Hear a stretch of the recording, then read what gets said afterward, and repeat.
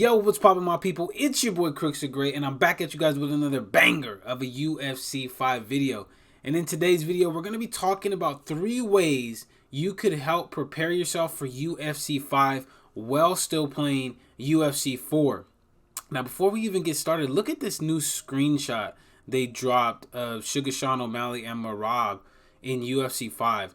Man, I think this looks crispy. I mean, obviously the picture resolution isn't the best because they screenshotted it from PlayStation, but I mean the graphics look amazing heading into UFC 5.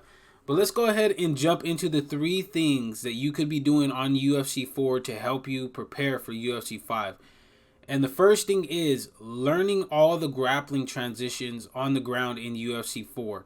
Now, the grappling transitions in UFC 4 are still going to be the same in UFC 5, except for the submissions, right? The submission system is going to add new positions to the ground game, but overall, 95% of the grappling transitions, I would say, are actually not 95. I would say probably 90, 85% are all going to be the same transitions on the ground. Side control is still the same.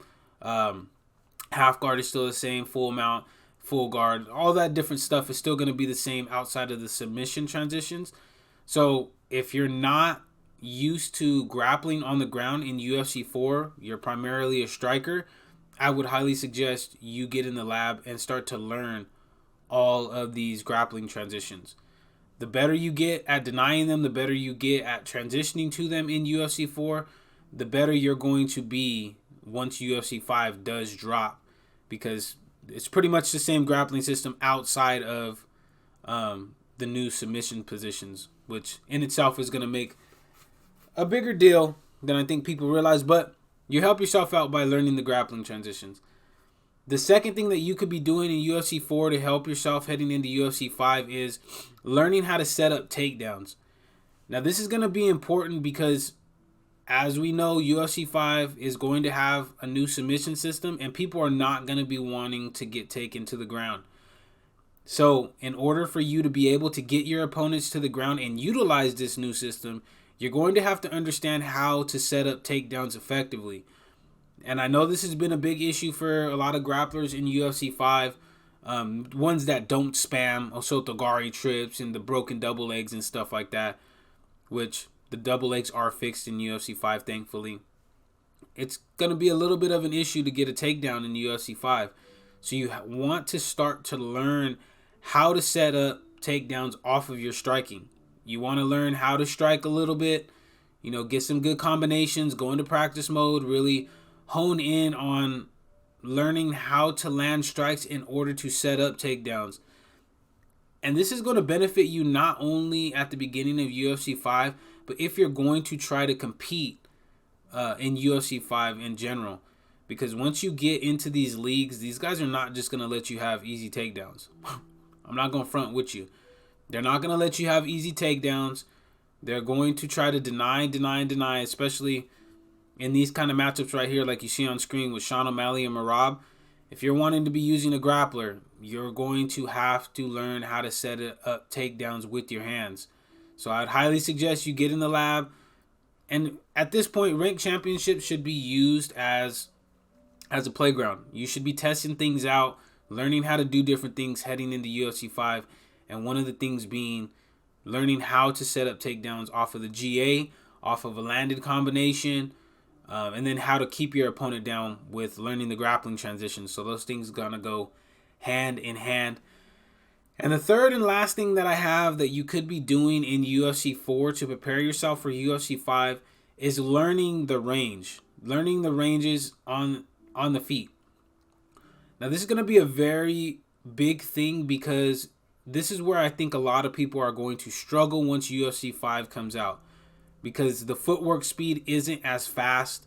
Guys aren't going to be able to just be moving in and kind of just sliding in and out of the pocket like you can in UFC 4. So having a good understanding of the ranges of strikes on the feet is really going to come in clutch when UFC 5 does drop. And it's going to put you a little bit ahead of the curve heading into UFC 5. So I'd highly suggest you get into practice mode and start learning the ranges on the strikes. especially with fighters that you're going to be using in UFC 5.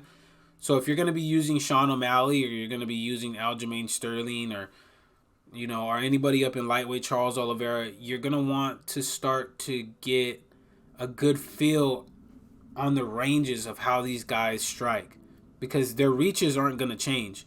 It's just the footwork is going to change a little bit.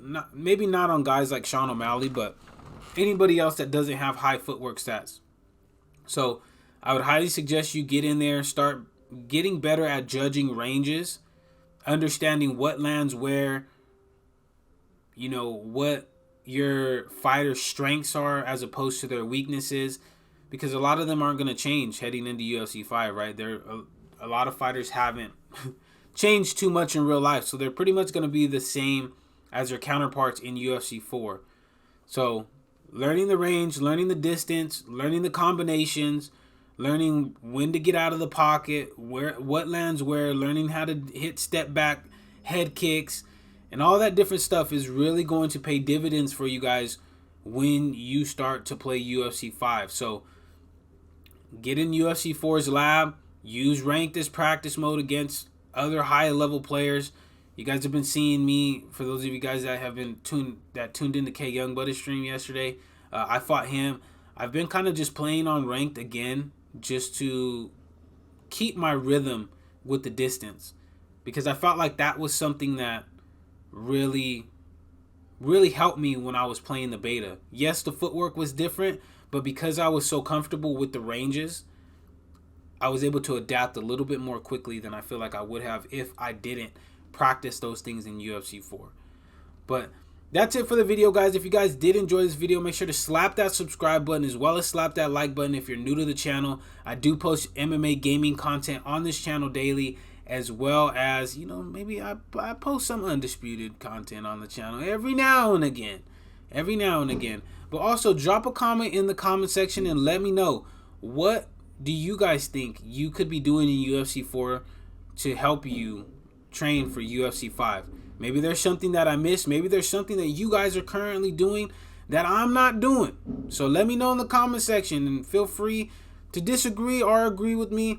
I respond to every comment. At least if I don't go in and respond to the comment itself, I try to at least like it, so that way you guys know that I do see it. But until the next video, guys, take it easy, be safe, enjoy the rest of your guys' day, afternoon, evening, depending on where you guys are watching this from, and I will see you guys in the next video.